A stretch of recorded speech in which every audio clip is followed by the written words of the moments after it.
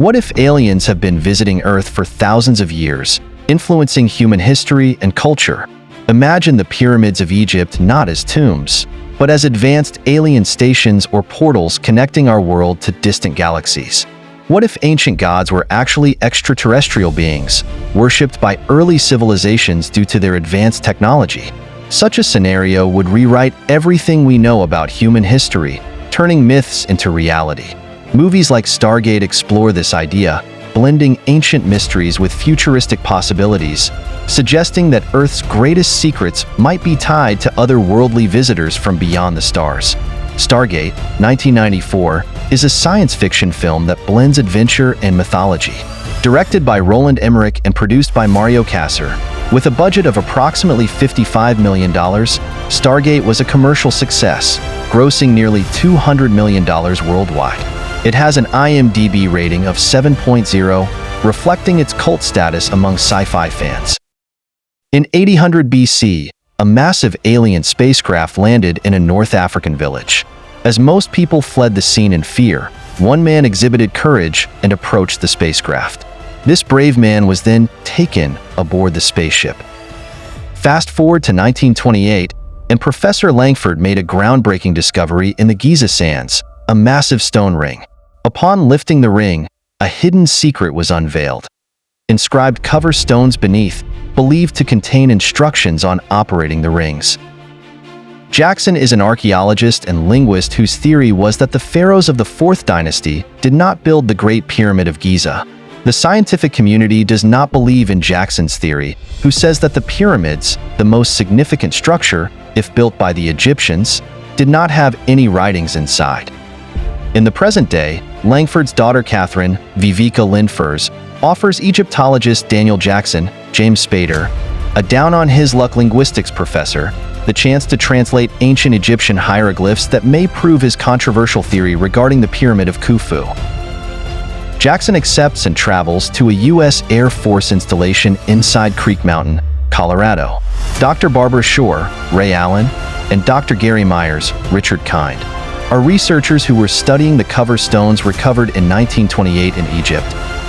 Jackson translates the hieroglyphs on the stone ring's cover stones, which read, "A million years into the sky is R.A. J. Davidson, sealed and buried for all time, his Stargate." Formerly retired Special Forces Colonel Jack O'Neill, Kurt Russell, arrives to take command of the project and declares it classified. O'Neill tells Catherine that he has been assigned to the project in case she succeeds. Colonel Jack O'Neill was sent to take command of the project. O'Neill had recently lost his son and was contemplating suicide when contacted by Wes Min. Jackson deduces that the symbols are star constellations that are coordinates for a location within space. Jackson says that there are 7 star constellations on the cover stone. 6 points are needed to exactly determine a point in 3-dimensional space, and the 7th symbol is the point of origin. Jackson finds the 7th symbol at the base of the cover stone, which was a pyramid with a sun directly overhead, perhaps symbolizing the Earth.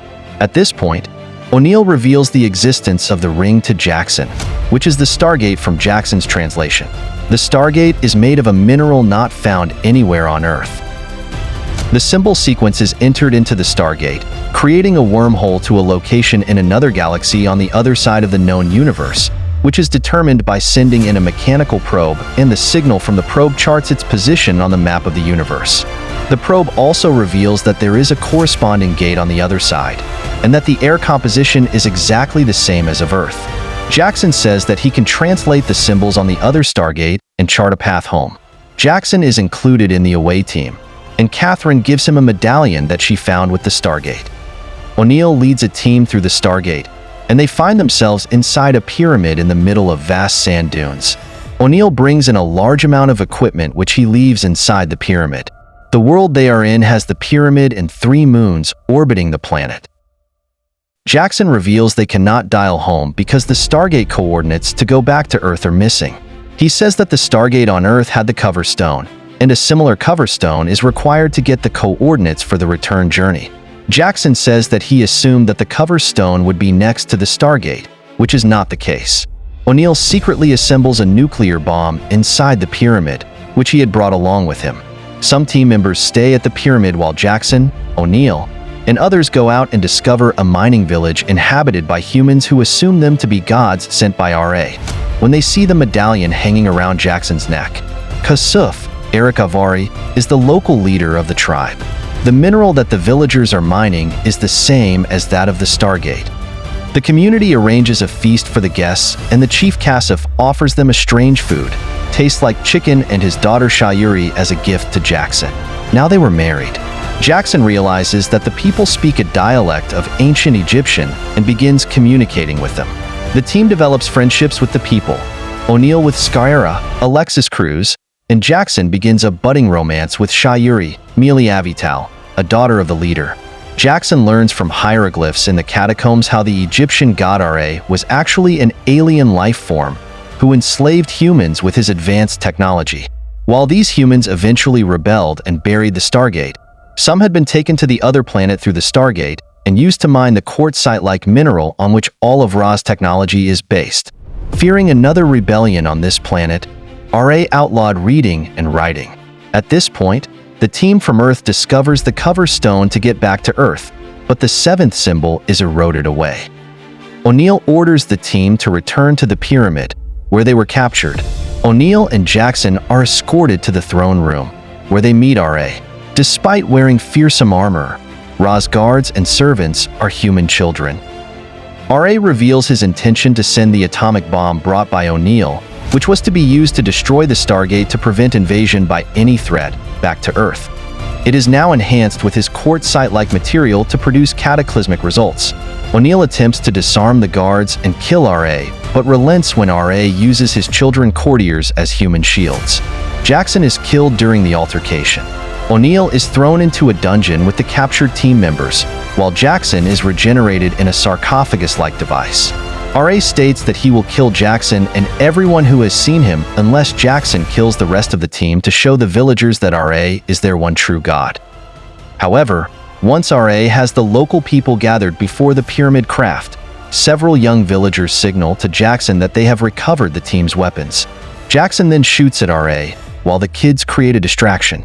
O'Neill, Jackson, and the rest of the team flee Ra's ship and take shelter in a cave with the boys.